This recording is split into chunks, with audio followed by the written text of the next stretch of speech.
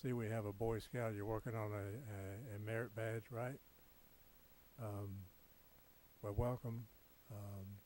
This will be a short meeting, we hope, but maybe you will have enough to report on. If you want to come down and lead us in the Pledge of Allegiance, we'll do that in just a second.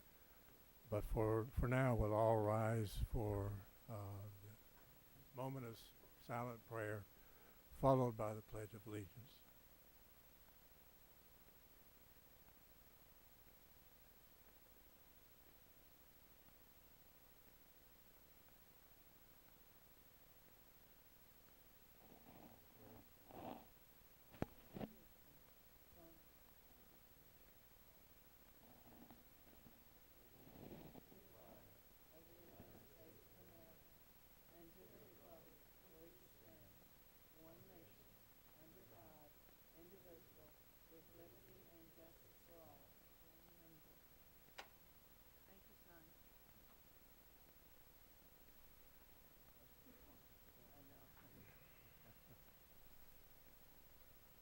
First item is approval of the agenda, and it's rather short, so any comments? I'll move for approval. Second. All in favor say aye. Aye. Aye. Next item is the mayor's report, and I understand the Education Committee has something to talk about. Go to the podium and let us hear from you, and try to hold it to 10 minutes. Good evening, everybody. Let me introduce myself. My name is Mike Singletary, not to be confused with that professional football player. And I'm a retired educator from the university, a resident of Farragut, and a member of the Education Relations Committee. And want to make a modest proposal tonight on behalf of the Education Relations Committee, a modest initiative on how to improve the funding of Farragut schools without further tapping into the town treasury, so to speak. But first I need to say that the committee and the schools are very grateful for the support you've already given, and we hope you'll be able to keep it up.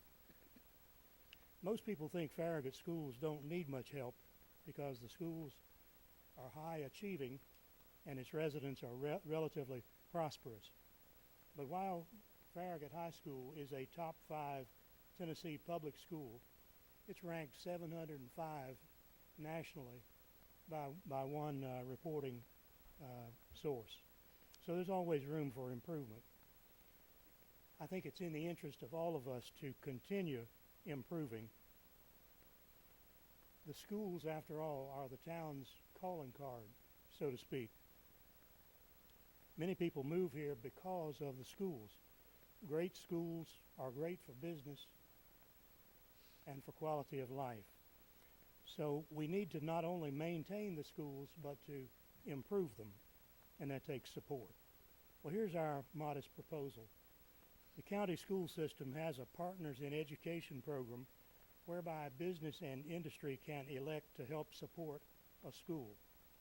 Each of our Farragut schools already has a few Partners in Education, and we are grateful for their help as well.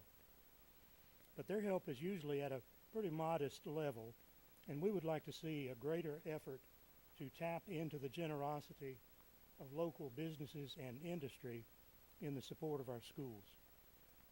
So the question is, would it be possible for the mayor and the board to participate in an effort to raise businesses' awareness of the school's needs and to increase their contribution?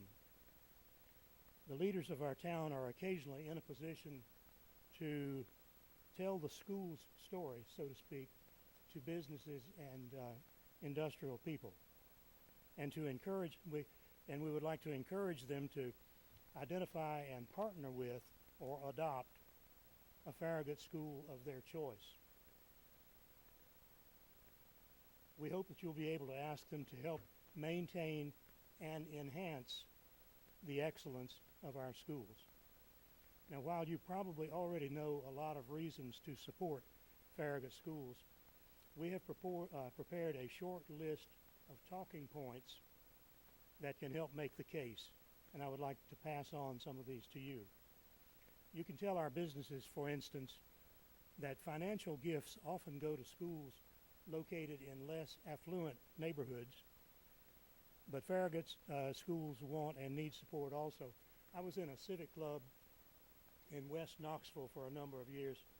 The civic club gave a big grant each year for 3 years, $25,000 each year for 3 years to a school, but they didn't give it in West Knoxville. They gave it to an East Knoxville school. And when I joined a civic club here in Farragut, I found roughly the same thing. The civic club gave money to a school in West Knoxville rather than to a school in Farragut. And so I'm just thinking that the businesses and people who can afford to support the schools think of Farragut schools and keep the Farragut schools in their consideration when it's time to offer support. Farragut schools are a central identifying characteristic of the town. I think that's an important selling point. People move here to get the benefit of our schools, and they bring their purchasing power with them, and we think the schools are good for business. Farragut High School in particular is among the best public schools in the state. It's recognized by many newspaper and magazine rankings, turning out highly qualified students who then go on to college and to productive careers. But there's room for improvement, and business and industry should join in the commitment to maintain and improve on the foundation that we're so fortunate to have already. When businesses make a commitment to a school, they should be recognized for their contribution in either of several ways.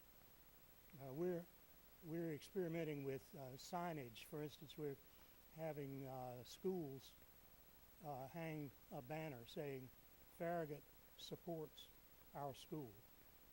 And we think this kind of credit is important. We could do that or we could find some kind of similar acknowledgement for business and industry that supports the school as well. But we could also announce contributions from business and industry at board meetings such as this, in news releases, or however else that we can find to distribute appreciation for their help. Another thing is that when businesses can adopt or partner with a school at any level they wish, I mean to say they can adopt or partner with a school at any level they wish, and any Farragut school that they wish. We have a letter. This was originally intended as a letter, but we decided that it would be better to speak it, and then we'll give you a letter with a little bit more detail on the points that we're making. So in closing, I would say that Farragut schools are an amazing asset to the town, and the whole community needs to work diligently to assure that their success is maintained and enhanced. I want to thank all of you for your attention to this, and again, we thank you for the school support that you have already provided for Farragut schools. Thank you very much. Thank you. Mr. Singletary, I want to make you aware, and Mark as well, you might already know this. I might have the date wrong. I think it's April 20th that the Farragut Business Alliance is having the Knoxville Chamber and Mike Edwards with the Knoxville Chamber and Buzz Thomas with the Great School Partnerships. I think it's April 20th. They're meeting here, aren't they? They're doing some kind of presentation to the businesses. So I don't know if you're aware of that or not. I received their note this week. Again, I don't know if I have the right date, but I believe it's April 20th. Mark has been with the Business Okay. Alliance. Okay.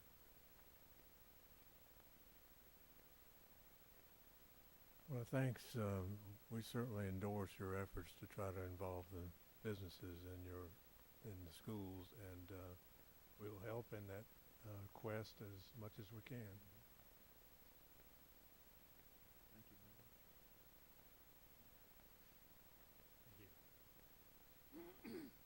Thanks. also like to thank each one of the people here tonight that are members of that committee for all your work and your dedication to helping us here in Farragut. We're very appreciative of it. The next item is Citizens Forum. Do we have? We have one speaker tonight. It's Matt Varney at 517 Everett Road. Okay. Come up to the podium, tell us your name and address, and try to hold it to 10 minutes. I've got some information. My name's Matt Varney, and I'm with Farmstead Developments, LLC, and we are the developers that own the property at 517 Everett Road in Farragut. I've got some information, some stuff I want to share with you guys, and try to cover this briefly so that I don't have too much of your time. You know what today is. I wanted to kind of ask tonight if there was a way that I can appeal and ask a little bit for advisory and support in what's kind of gone on with this property over the last, say, 5 years. Going back to like 2006, 2007, this was originally an agricultural property, and it had a previous developer. We all know what's happened at the economy, and it was proposed for much more density, but there was also a road proposed improvement by the previous developer. So my partner and I, Daniel Burton out of Nashville, and myself, we actually have conducted an independent traffic impact study of Everett Road, and I've got some copies of that here. I'd like to share it here.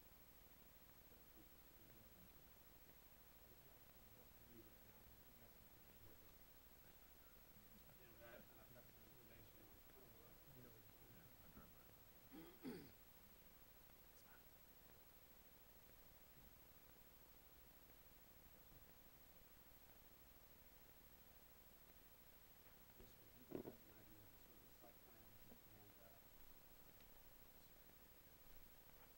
what what originally was proposed here was it wasn't good.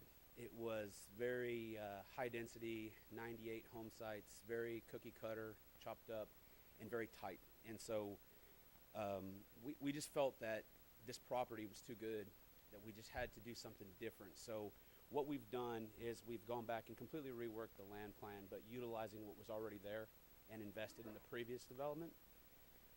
And we've reduced density to 48 total home sites. So in essence, basically, it's never been done before, but the property's that good that you really have to. You take the smaller home sites and you combine them together. We can utilize the existing utilities infrastructure that's there underground without disrupting or tearing everything up. And we create a better quality home site for people to build their homes. And in the process, I think we create more of a sense of place and village where this will be totally different, and we want to implement things that haven't really been done before in Knoxville, not just in Farragut, but in Knoxville. Solar technologies, rainwater capture, which would appeal to kind of a different, more green way, which is where development needs to be going. There's a lot of stuff with regard to stormwater that's coming up in 2015, and we have to start to address that now. So I guess my purpose and reason for being here tonight is to sort of ask for some guidance and advisory on how we best approach this issue, because we've worked with the town of Farragut. They've been great. We are before the Planning Commission next Thursday, and we would just like for the board to look at this and kind of guide us in the best way to properly go about doing this.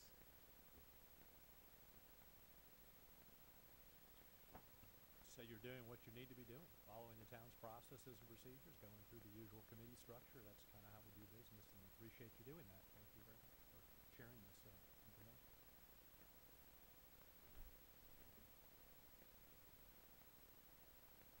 Are there any specifics that you're asking for at this point?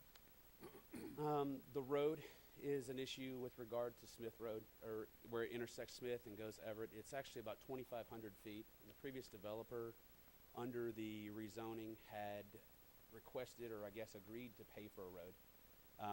The traffic impact study, if you will look at it, it was done by and conducted by in February this year by CDM Smith, and it's comprehensive. I mean, it lays out everything. It looks at the traffic flows going north and south along Everett, the impacts of what this development would actually do to the roadway, and it it's a pretty clear position from a third-party resource. It's very qualified that we have a very minimal impact on this road. At peak times like 7:30 in the morning when people are going to school or going to work, it's got 11 cars in a 15-minute run that go right past the property. Our level of service turning in and out of this development is graded as an A. It's the highest you can have in the state of Tennessee because we have no impairments. And to go along with this, I've actually reached out to, as the developers, to every single bordering property owner along Everett Road.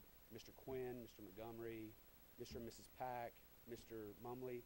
The only people we haven't talked to are the ones in Fox Run, but they're along Comblaine and Brocher. And they just border our western boundary. They're in complete support of our plan. They love it. Lower density, nice homes, open green space, all the greenway trails will be put in. It's going to be huge, and I'm going to live there. I mean, I'm a Farragut guy. I grew up here, went to school here from kindergarten through, played football, went to UT, got my degrees. I've been involved in development since '95. Gettysview, Avalon, all over the southeast, and this is where I'm going to build my home and, raise my family. How big will the lots be? Well, I'll tell you exactly. That's a great question. What they were proposed for was 80 wide, and that's pretty small because you have more of a 50-foot wide home with your setbacks. We actually, by going in and reworking our land plan, we actually took every 80 lot and combined two together to make one. So the average width would be probably minimum 150. Some of them that go into cul-de-sacs might be 170 wide, and then across the rear they might be 280. They're huge. But that's the right thing to do with this property. It just looks good, and it's got nice trees, and you don't want to go in and just blow it up because you'll take away from the aesthetic value of what it stands for. Tell us a little bit more about the solar features that you're going to incorporate into this and the rainwater capture that you mentioned. Yeah, the TVA has a green power. They've recently, as recent as I actually attended a symposium thing that they had at the Foundry last week for the U.S. Green Building Council, and TVA has implemented what's called Green Power Solutions Provider Program. And under that program, we can go in and we will build a 10 kilowatt solar array. It'll be down ground level and faces southern, so it gets maximum exposure for generating solar energy. It's dual metered, so what you're seeing in that rendering is our farm barn. A lot of neighborhoods have different concepts for amenities. Ours actually will focus more on green, open space, a fruit tree orchard, organic gardening. A farm barn is your gathering point with an open green space. And families can get together and do whatever they want there, but the solar and the rainwater capture it's sustainable. We actually will power the farm barn and use the water for the gardens that's captured by nature. So we run a dual meter system on the solar. It runs in. We detect how much energy we're using on the grid. We provide all of our power back through LCUB on an interconnection agreement, and TVA gives us a check every month for 20 years under contract. There's not a whole lot to not want to do it. There's incentives there to put this in place, and that's really what this community's about. It's about the fact that there's been kind of a free-for-all, and then we went through this economic crisis, and we're coming back out, and we're going to do something truly that's green. And you set the example by being the developer doing it in the neighborhood. So if a homeowner or property owner wants to build a home, they could implement this technology. We've already done the groundwork. So you can see it. You can see how if you have a pool, build a pool. You can fill it up through nature. You don't have to take the water. And your power can actually, literally the 10 kilowatt that we will do, TVA will buy all of that green power for the first 10 years at 9 cents a watt premium under contract. And then after that, from the best they tell, we will generate roughly $300 to $500 a month back to us and have all of our power free. And so that money will just roll into the HOA to pay for common area maintenance, grass mowing, planting flowers. It just works, and it's sustainable. It actually truly says you can do this. It's not just a pie in the sky idea concept. We'll go do it. And I've already got all the numbers. The quotes are in the pro forma. We're ready to go. So that's why we're here. Is, you know, every time we have to deal with what's in the past, and we're trying to move forward. And every month that we kind of push back, it just delays us because the banks want to step on the gas and get going. But we have to get to this sort of preliminary approval so that we have a green light to proceed. Well, going back to Alderman Elliott's comments, the best thing to do is follow the process. And, you know, you know, these issues are tied together to development in the road. And we had good reasons several years ago to make the recommendation and get the commitment on the road. Nothing's changed in regards to the issues with the road. So, you know, there may be some different members on the planning commission and at this level than there was. But at this time, you know, having this discussion tonight here, we've got the cart before the horse. You really need to work through the planning commission first before coming here, because it would be unfair to them. And I'm a member of that board as well as the mayor. But, you know, having this level of discussion here, we have it out of order. But the issues with the road, they were brought for a reason, and again, they still exist, and we're still going to have to address them. So. Sure. And I travel that road on a regular basis. So, I'm sorry, Alderman Honkin, are you finished? I'm done. So you say there were good reasons for this road improvement. What were those reasons? Well, the anticipated traffic count and the road that is narrow already, plus, and I'm really digging because this has been many years ago, and we were also looking to part of it. I think there were some issues with possibly part of the runoff, and then also we were looking at it as an opportunity, I know, to finalize some of the walking trails, if I recall. I mean, there were multiple things from traffic to improvements and erosion, and that road is very narrow. My goodness, Every day. it's tough. So, now if I understand it right, can you boil down this traffic study that y'all have done? What does this tell us? There's a lot to digest here. I'm not trying to circumvent the process or put the cart before the horse. The biggest thing is that this is really, Farragut's been great. We just have a previous thing, and what we feel like that the road, it's at 18 feet in width. It's not maybe up to standard currently, but at the same time, it's not insufficient. And the way we see it is that if you look at Farragut, just get on Google Earth and look down, okay? You will see that probably the density in Farragut, if you look at other historically master planned neighborhoods, it's probably 2.5 to 3 units per acre. Ours will be at 1. It reduces density on just this development by 50%. I would let you go all over Knoxville. You won't find one like it, ever. No one has done that. So we feel like we've alleviated that issue with regard to density and traffic flows. The independent study comes from a third party. That's not from me. It's not from you guys. It just says, here's what it is. And that count was done last week.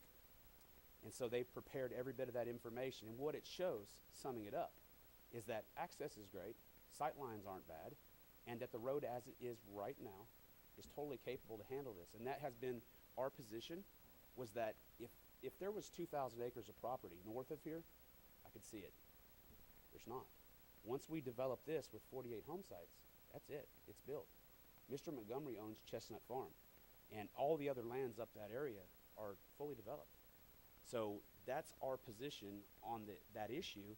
We feel like we've addressed it. We're going to build all the greenway trails, and we are following the process, Mr. Honkin. We're going through the planning commission, so next week, so you'll see this again, but it's got the full plan set. What I'm trying to do is ask for guidance that you guys would see this and can kind of see what we're dealing with. Farragut's, the staff has been great, but we're trying to figure out a resolution without it really delaying stuff. If it has to require zoning or a variance or whatever under the municipal code, we just want to see that process somewhat expedited so that it doesn't continue to delay. Because at this stage right now, this is about, with interest carry, the money spent on the property, the money sitting and waiting. This is costing us probably $700 a day. So every month this passes, this is about $20,000. Well, and I can appreciate that. Yeah. But I guess what I'm trying to stress, and it's back to what Alderman Elliott said, we're not in a position to expedite the process. I mean, we Sure. have the same steps to go through. So, others may have thoughts to share, but I mean, I think we still need to deal with the road issue. I'm concerned about it, but we still have the process to go through. We don't have the, we've put the process in place, and we don't have the ability here tonight to change that process. This was introductory solely Yeah. in an open forum for you guys to have some awareness of what was going on. Because like we have been dealing with Farragut, I mean, Mr. Palmer, Mr. Smoke, we've met with everybody, and this has been going back since September, October. And it works through that process systematically. So everything has been revised. We've gone through the comments. We're on the agenda for next Thursday. And then this would come before you the following Thursday if if they like it. And this is not just a blank, hey, what is this all of a sudden? We wanted you to have some understanding of it. Thank you. So thank you for your time. Well, thank you, and we'll see you then at Planning Commission next week. Okay. Yeah, we'll be there. Thank you. Next is approval of the minutes from January 24th. I'll move for approval as written. I'll second. All in favor say aye. Aye. Any opposed? Next item is business items, and there's one issue under business items, approval of a request for access to Smith Road, classified as a major collector in the Major Road Plan, Farragut Municipal Code, Title 16, Chapter 4, Driveways and Other Access Ways.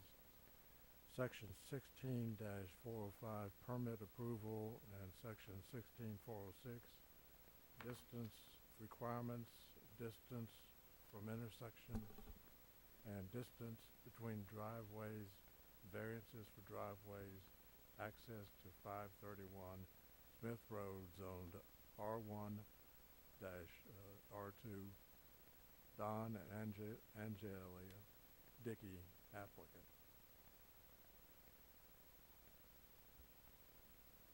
This property is located on Smith Road, which is classified as a major collector on the major road plan. And although it's a residential driveway, because it's classified as a major collector, all requests for driveways on such roads have to come before the Planning Commission and the Board of Mayor and Aldermen. Per our access ordinance, driveways are to be located a minimum of 200 feet from other intersections and 200 feet from other driveways on major collectors. The applicant is requesting that their driveway be located in the middle of their property, which is about the driveway would be about 175 feet from Andover Boulevard and approximately 85 feet from the driveway located to the east of where they would like to locate it. Staff is recommending that their driveway line up with close to the driveway on the opposite side on the north side of the road, which would put their proposed driveway at 250 feet from the Andover Boulevard entrance and would kind of line up across with the driveway across the street and then would be 70 feet from the other existing driveway. Staff is recommending this alternative because the driveway would line up with another existing driveway and it would keep the new driveway as far from the intersection as possible.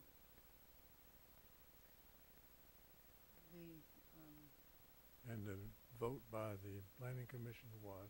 I'm getting there. Okay. The aerial photographs can show you where the driveways are, but the surveys kind of give you an idea on how the house lays out.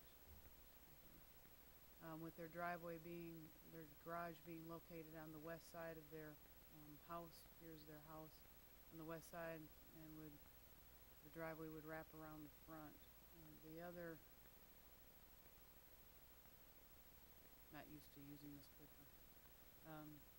The other design, what they're requesting is that their driveway be located in the middle of the parcel, again being 175 feet from Andover and approximately 85 feet from the other driveway. And this gives a design of what they are looking for. The Planning Commission recommended that the variance be granted for their request with 175 feet to that the driveway would be 175 feet from the Andover Boulevard entrance, which would be a 25-foot variance. to the west, and that it would be 85 feet from there, so that it would be 115-foot variance from the driveway that's located at the east. Pardon? About 85, depending on what we measured out was at 85. You can come on up here, Don, if they have questions. You can come up here if you have questions.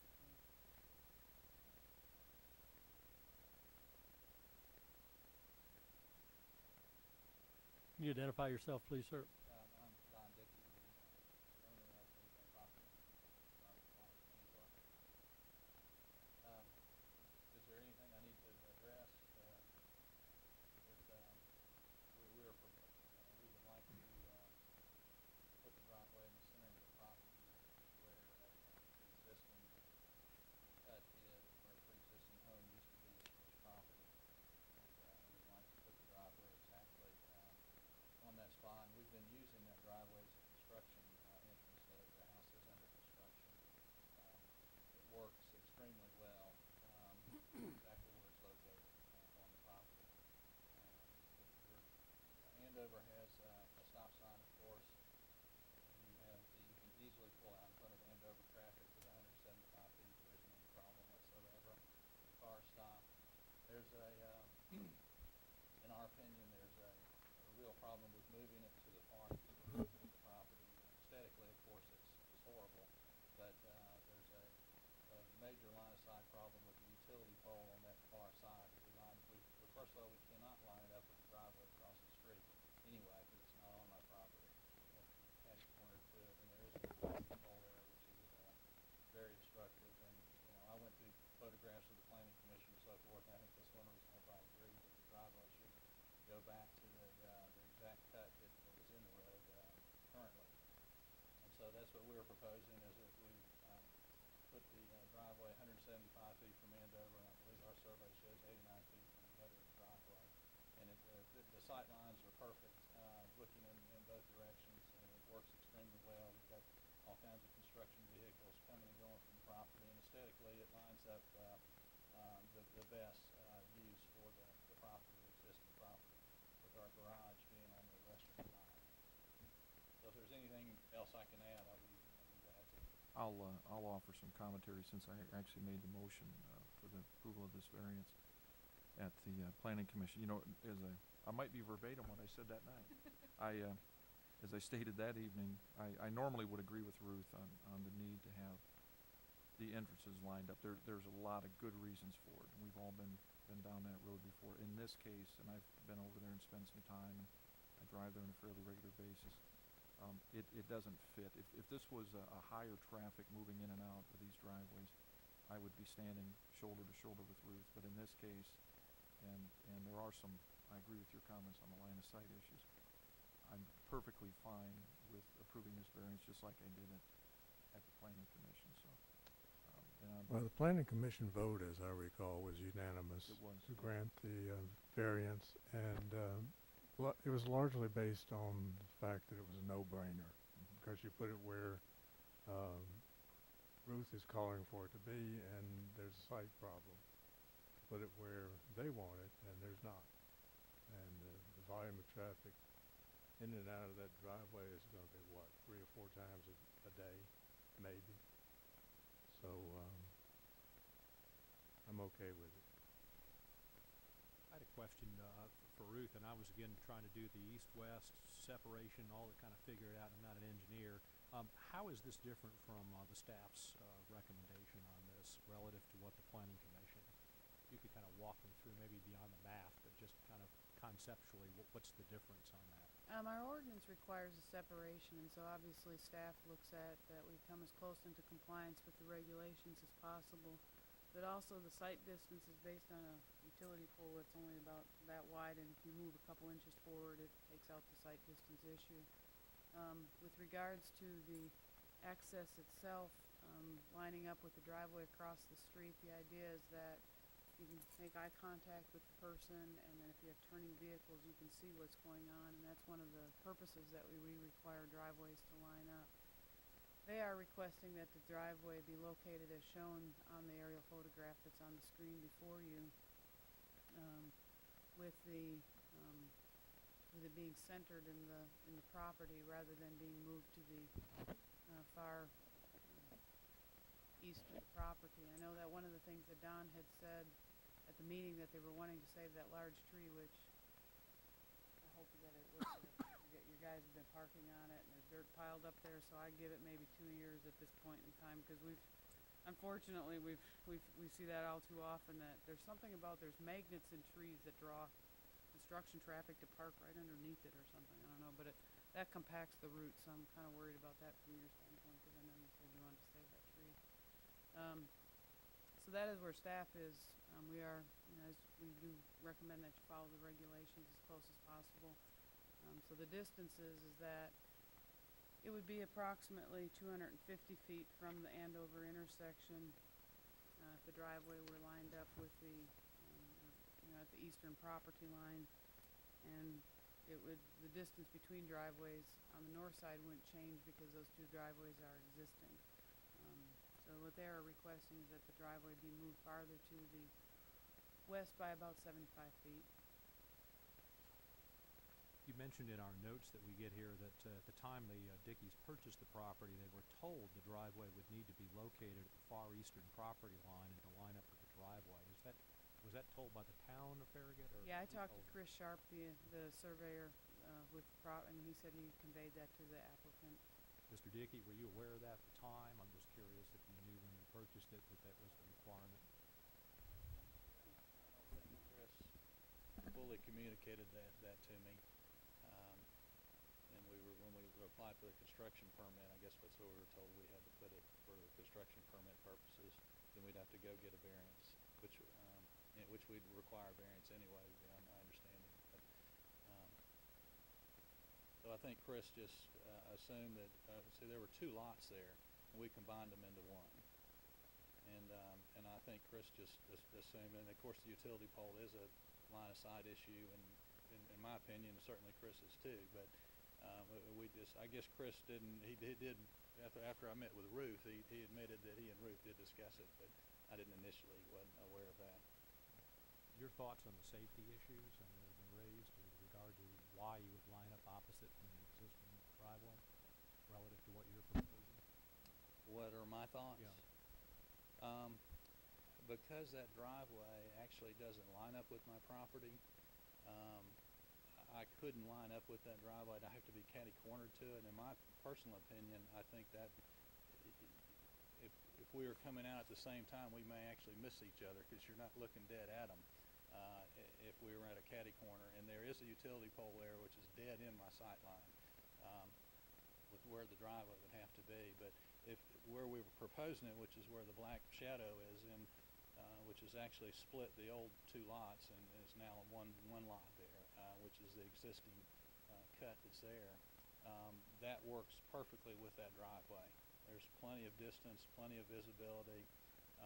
The road is wide open. We both have good line of sights of each other, and of course, going back to Andover is an excellent line of sight also. In my opinion, where we're proposing it is much safer and practical for my neighbor across the street. And if there was a home on that vacant lot at Andover, there probably would be a driveway right where we're proposing it anyway. It's actually their open space. Yeah, it's an open space, but I mean, if it's lined up with the look of the road with the lots, there would naturally be a lot there and a driveway anyway. Question for Ruth, your opinion on the significance of this variance. Is it a big significant variance? Is it a middle range relative to your experience? And also, I'm always interested in the impact on other requests if we open the door to significant, if you deem it that way, or moderate, or whatever level you We consider any variance from the standpoint of that it does create a situation where the next person comes to the door and says, well, I'm just a single-family house too. Why should I have to comply with the regulations, that sort of thing? And we just dealt with a variance just a couple months ago on Allen Kirby that they had to eliminate one of the driveways and create a shared driveway situation, and we have examples of that across town. So in that respect, as I said earlier, staff is always going to go toward you follow the regulations as close as you can. Thank you. No, I can certainly appreciate that. That's your job to enforce the ordinance. That's what we pay you for. But I think in the large grand scheme of things, the purpose of the ordinance is to serve the public good. And looking at this, there are a number of significant factors that diminish that impact. First of all, this is not a four-way intersection. It's a T-bone, so there's not traffic coming from both ways across. Also, there's not another driveway on their side, on the Dickey side of the street, for a great distance in either direction. And I can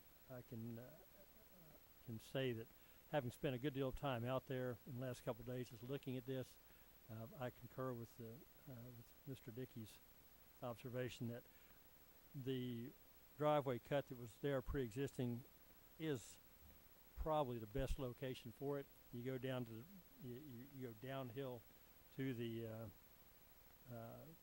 location that the ordinance would require.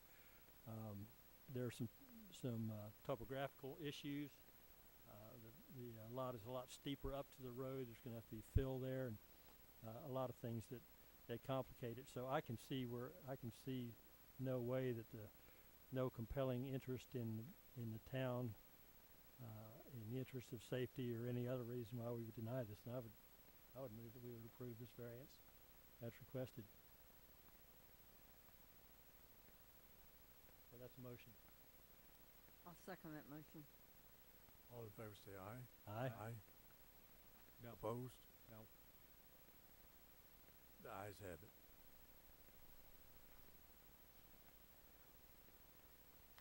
Next item is first reading of an ordinance, Ordinance 13-02, an ordinance to amend Title 9, Business, Peddlers, Solicitors, etc., Chapter 4 Sign Ordinance of the Farragut Municipal Code, Section 9-406, Sign regulations by land use and or zoning districts. 4-0, wall signs to allow signage on a wall to exceed a 1-to-1 ratio. This is a request before you from Costco. I'm sure all of you are very familiar with the building. And the building fronts on both Kingston Pike and on Level Road. There is an angled wall that faces kind of the southeast corner toward the Walgreens, and they are requesting, we want a larger sign on that particular angled wall. The town has had a long-standing tradition as part of our regulations that we follow the 1-to-1 ratio, meaning that for every linear foot of wall length, there can only be 1 square foot of sign area. For example, if you have a 100-foot long wall, you'd have a 100 square foot sign. The intent behind this is that we keep our signs proportional to the walls on which they are mounted. The wall in question is 48 feet, and if you've been out there, you're familiar with the sign on that wall is a 48 square foot wall, a 48 square foot sign. The staff cannot support the request because the amendment would represent a very significant variation from the town's practice, long-standing practice. The 1-to-1 ratio would need to be modified to over 2.5-to-1, and this would greatly compromise the proportionality component of our sign ordinance. Second, the Costco has the opportunity for a much larger wall sign facing Level Road. In lieu of the sign on the angled building elevation, they could put nearly a 280 square foot sign on the building elevation that is parallel to Level Road. And I have some pictures here that as you're driving southbound on Level Road, as you're approaching Kingston Pike and the Costco, there is an elevation change, and as you're coming forward, you go past the Fox Pools and you're approaching the traffic signal. You can see that for as big as that building is, you still can't see the Costco as you're driving down the road here. And you approach the gas station, and you still cannot see the Costco building. And so in terms of identifying the Costco for traveling southbound on Level Road. In reality, a monument sign, which would double as a gas price sign, similar to what we have at Kroger's and at Ingles, would be a much more effective wayfinding tool, because the sign could be seen as you're southbound on Level Road. As you continue on southbound, again, you still cannot see this building, and you're right at the gas station of the Costco. And then it doesn't take long before you get into, and you can't even see the angled wall on the Costco. I know that if you turn around, you can see here, I'll point it up there. You can see, I guess you can't, I don't know why it's not showing up on there. But anyway, with the vegetation, and that is an out parcel there, that what we're looking through. And there will be a building there probably fairly soon, which will block the visibility of the Costco from the visibility from Level Road. And since a monument sign would be much more effective, from a visibility standpoint, because really the whole purpose of signage is for wayfinding. The fourth reason is that from Kingston Pike, the wall sign that's on Kingston Pike is the sign that you see from Kingston Pike, and the angled portion of the building functions as an entrance identifier for the benefit of the patrons once they're already inside the building. In this particular case, what this is showing is that the elevation changes, you're coming up Level Road, but also that, and this is from across the street looking at, this is the vacant parcel that will be having, an out parcel that will have a building on that will block the view of that angled wall from Level Road. And obviously they need a gas price sign, of the fact that they've had to put this up, but that's not in the town of Farragut. So, but this is westbound on Kingston Pike, again showing that the angled portion of the wall that they're wanting to put a much larger sign is not visible, and this is sitting right at the intersection with Kingston Pike and Level Road. And kind of zooming in a little bit, you still can't see that angled portion. The Walgreens building blocks the visibility. So if you turn in at the right in, right out only there, right after the Walgreens, and go into the Costco, you can see the Costco large sign that faces Kingston Pike. But again, that angled portion of the building is blocked from view. And it is until you're coming down toward the parking lot that you actually can see that angled wall at all. And this is from inside the parking lot. Again, as I stated previously, that sign really serves as an identifier. When you're in the parking lot, it's like, hey, this is the main entrance, this is where you come in. But the Visual Resources Review Board and the Planning Commission both unanimously recommended denial of this request. This is kind of like the request that you heard a few months ago with the wall signage for the 5-story office building. Costco has other sign options available to them under our ordinance, with the monument sign, with the large sign facing the east-facing wall if they so chose. But also the ultimate purpose of signage is wayfinding. And it's clear our ordinance accomplishes this, that the signage on Kingston Pike is very visible, the signage on the gas station is visible. But this is also, this request is contrary or not consistent with the adopted strategic plan with regard to Goal 4, Objective 6, with providing more beautiful corridors and development, signs, storefronts, and landscaping, and lessening visual clutter and keeping the sign size proportional in size to the wall on which it's mounted would seem to be more consistent with this objective. Staff recommends denial of Ordinance 1302. Just to recap what I just went over, in that the amendment would represent a very significant variation from the town's long-standing practice. Costco has the opportunity for a much larger sign, larger wall sign facing Level Road. They also have the opportunity for a monument sign on Level Road, as the slides indicated through here. When you're coming up Level Road, a monument sign would be much more effective than a larger wall sign. The angled wall is primarily only visible from the parking lot, and the sign essentially functions as an entrance identifier. The request is not consistent with the adopted strategic plan, and ultimately the purpose of signage is wayfinding, and it's clear that our ordinance does accomplish this. So again, the staff recommends denial of Ordinance 1302. The Visual Resources Review Board and the Planning Commission both unanimously recommended denial of this ordinance also.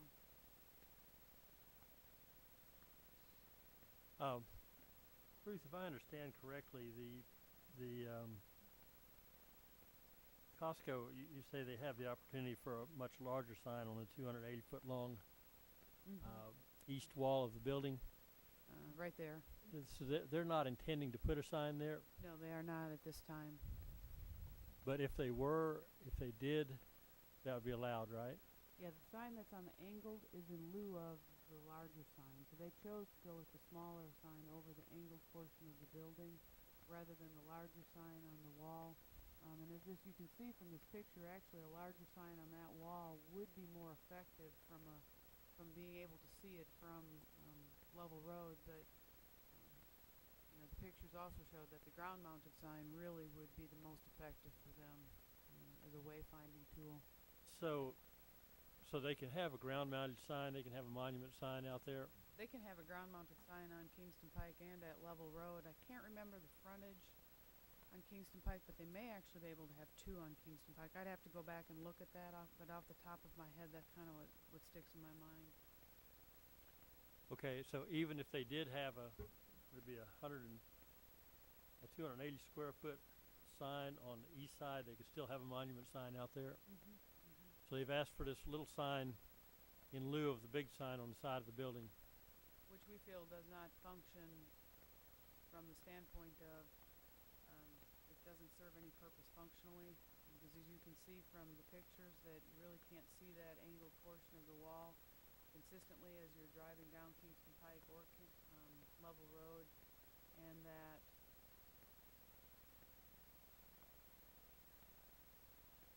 adding clutter seems to be inconsistent with the adopted goals of the strategic plan. So I'm just trying to understand this. So they've got a whole lot less sign than what would be allowed. So if that, instead of that being angled on the corner there, if that was just curved around, would that then be one continuous wall? I'm just trying to understand how that would work if they. You're familiar with Papa Murphy's, right? There down by the Kroger. It's next to China Pearl and the Firehouse Subs. If you look at the Papa Murphy's sign, their wall sign is proportional to the wall on which it is mounted. And they had an option to put it on the wall facing Kingston Pike. I think they made the wisest choice just because that's where their entrance is, and also the elevation that faces toward Kingston Pike is kind of blocked from view because of the Firehouse Subs building and stuff.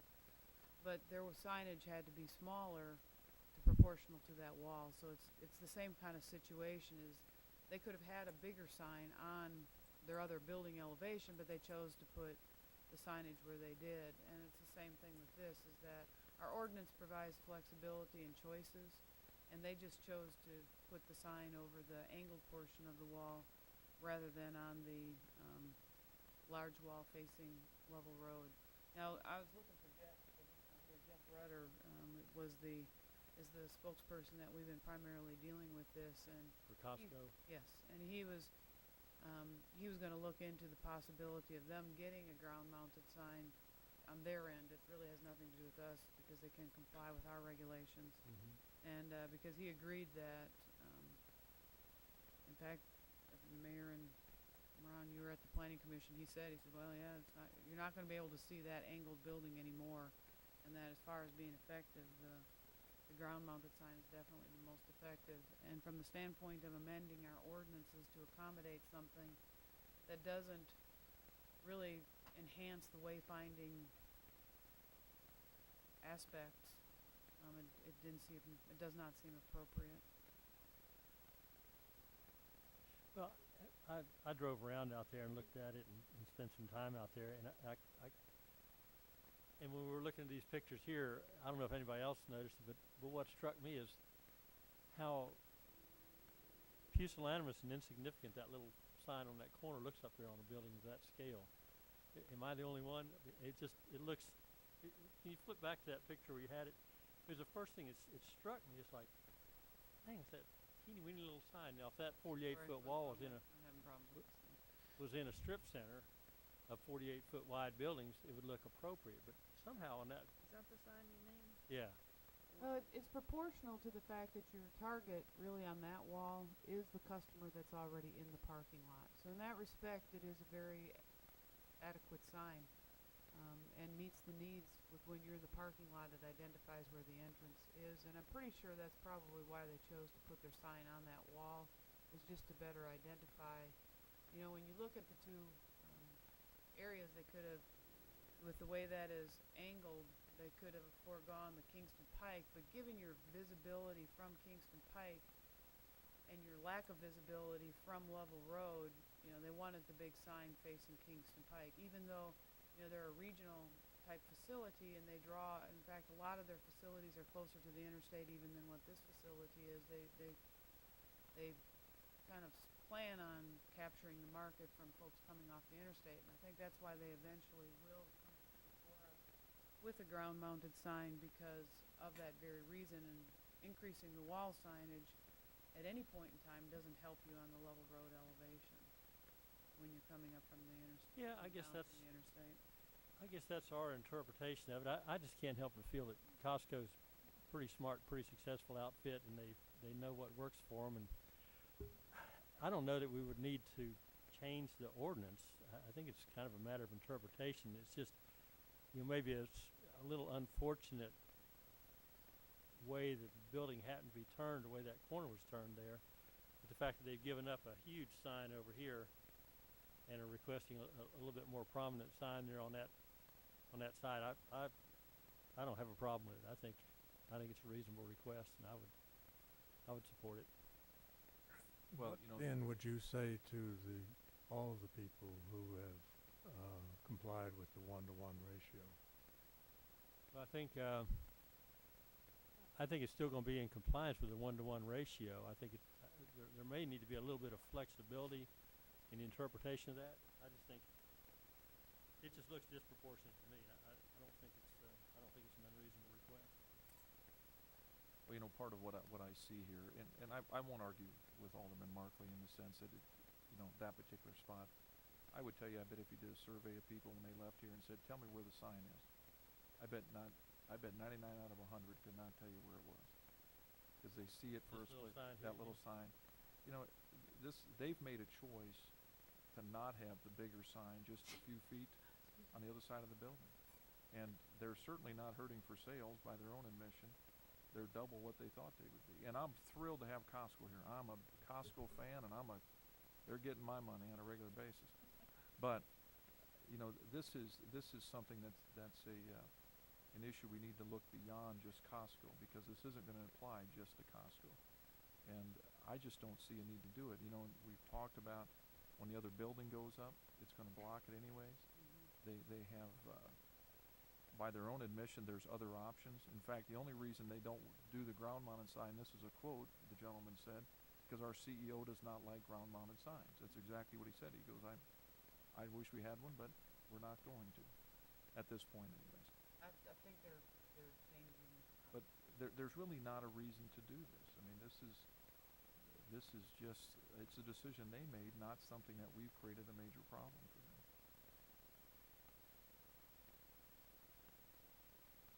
I kind of disagree with that logic.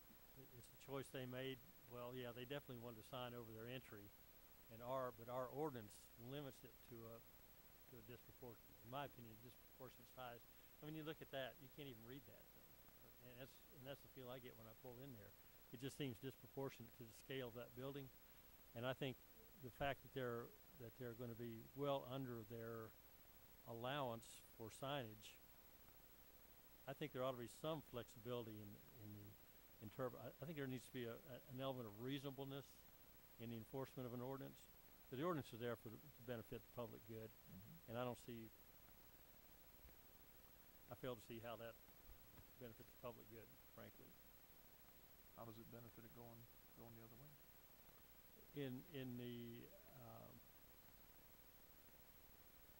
In the fact that it is what the owner of the property desires. They know how to run their business. They feel it would be beneficial to them. There's no compelling reason not to. They end up with less signage than what the ordinance would allow them. So I think there should be some flexibility in how it is stuck on a building, so you don't end up with something that's disproportionate and unreasonable like that. I think We're there just needs. gonna agree to disagree tonight, aren't we? Well, if I guess we're going to have to if you don't agree with that. I certainly agree with Alderman Honkin on that opinion. I mean, I think it's the eye of the beholder. I don't think it's disproportionate. I drive by there every day and 4 times a day sometimes. I mean, looks fine to me. I mean, so it's but the point I raise in that is that you ask different people, you get different opinions. To have an ordinance, you've got to have something tangible to base it on. I don't think you can just go with personal perceptions of what sounds or seems reasonable or not reasonable or visible or not visible. Everyone's going to have a different take on that, is my point on that. And I was on the sign committee years ago that put in a lot of this stuff, and the 1-to-1 ratio I think has held up very well. I also think, as was pointed out there, sales are doing quite well, and this is a different kind of business. It's a membership business. It's not a walk-in traffic kind of business. So it's got a different one, and again, I think it's their choice. They made a choice, and there's a great option available for them here, and I drive it all the time. Given the scope of the land, you're not going to see much off that anyway, and nor do I really want to have drivers on Kingston Pike being more distracted than they are. I've been in several close calls already with the in and out that we approved to put into this development, and I just think anything that's bigger, flashier, that draws more attention from drivers on Kingston Pike, I'm concerned about that. I drive it all the time, and I've had a couple close calls already with people not sure where they're turning or what, and I'm just be concerned about that. Well, I'm prepared to make a motion unless there's any other discussion. And as our practice has become to make the motion in the positive, so I'll make a motion to approve ordinance 13-02. I'll second it. So failure of the motion is a denial of the Mhm. so that's my understanding, but it's always confusing. I know we talked about it at the planning commission meetings. So all in favor of the approving the ordinance change, say aye. Opposed? No. No. No. The noes have it. That was confusing. You wanted to say aye. Could we restate the motion, please? You want to change your vote? I hadn't voted. The motion is to approve the request for an ordinance change. I'm in favor of that, so I would vote aye. Not really an ordinance change, though. It's not. I think it's an interpretation of the ordinance. All right, we have You're going to need to make a we have an substitute. aye. All opposed say no. No. No. No. It was the wrong question. The motion fails. Now the administrator's report. Thank you, Mayor. Just a couple of events coming up actually in the next week or so for the public and the board to know about. First, there's ribbon cutting tomorrow at 10 o'clock at the new Orange Leaf Yogurt there at the corner of Parkside and Campbell Station Road. The Chamber of Commerce will be putting that on, and we welcome them to the community. Also on Saturday, we'll be holding our annual BMA Strategic Planning retreat here at Town Hall starting at 8 o'clock in the morning. And then on Tuesday night is our first Introduction to Farragut class that we will be putting on this year. We will have the group there and have a kind of an orientation session and have an opportunity for them to meet the Board of Mayor and Aldermen and the department heads and things like that. So certainly we're looking forward to getting that program started, and that will be the third Tuesday of every month until July. So we'll have different classes we'll be providing for the folks that will be in the Introduction to Farragut class. So with that, that's all I have to report tonight. And we would have an attorney's report, but we don't have an attorney, so we are now Thank goodness. adjourned. Happy Valentine's Day. Hey, Ruth.